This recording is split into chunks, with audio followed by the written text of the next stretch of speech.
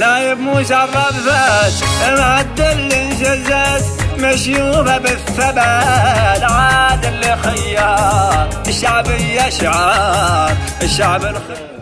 التصويت لشعار الحزب في اللوائح الوطنية والبلدية والنيابيات وعلى مستوى الجهة وعلى مستوى لوائح الشباب، وبالتالي ما نختاره يبقى حد من جماهيرنا العزيزة والغالية المشرعين به لاستمرار التنمية وبنائها وتطوير الدولة الموريتانية يكون يصوت يوم 13 لصالح شعار الحزب.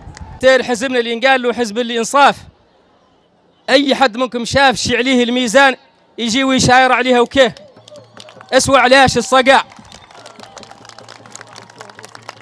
ونختاروكم من الصبح تبدأوا في التعبئة والتحسيس وتعودوا الناس على الزرق وتعودوهم ان احنا شعارنا الميزان. نشكر ساكنة المقاطعة على الحشد الكبير اللي عدلت الدعم مرشحينها ولاستقبال هذه البعثة. هذا حشد كبير وزين ونحن زين عندنا ومعبرين لهم عن ارتياحنا له اللي رفعوا رؤوسنا ونعتونا لنا حق عندنا داعمين حقيقيين مضحيين في الحماة وفي الأوقات كاملة إياك يدعمونا وإياك يتلقاوا بعثتهم. راجين التوفيق والنجاح للحزب في مرشحين وكاملين على المستوى الوطني وعلى مستوى لوائح النساء والشباب والجهة والنيابيات والعمد، وراجين إن شاء الله عن كل رقاش من أهل الطينطان بصفة عامة إلين يشوف الميزان يدير عنده الباقي.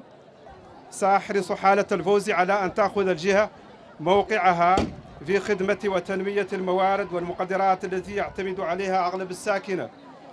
مثلا سأعمل على أن تقام مصانع للأعلاف وأخرى للألبان واللحوم ومشتقاتها، كما سأسعى كذلك إلى استصلاح المناطق الزراعية وتسييجها وإقامة السدود. سنولي العناية لترقية المناطق السياحية ومعادن الحجارة.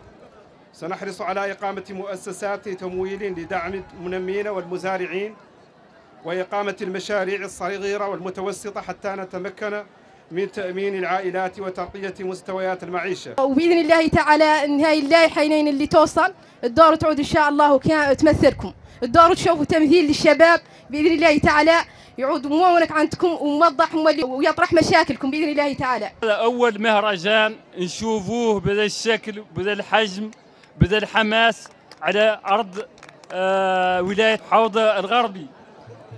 يوم الزرق يوم 11 لا تخرص المرشح الجهة منه النواب منه إلا خرصين قالوا الميزان، والله صورة فيها الميزان ودير تحتها خط قال بويبات عنه باء.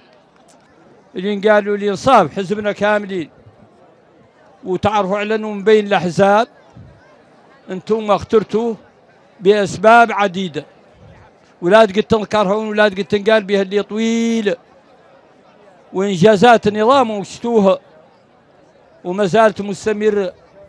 هذا اللي وسنت فيه في 3 عمان وشيء ما قد وسنت فيه من الستينات الى يومنا هذا. التعليم والإعمار لقيته هنا وتاج بالخير اللي معتاج نجيبوه اللبلة.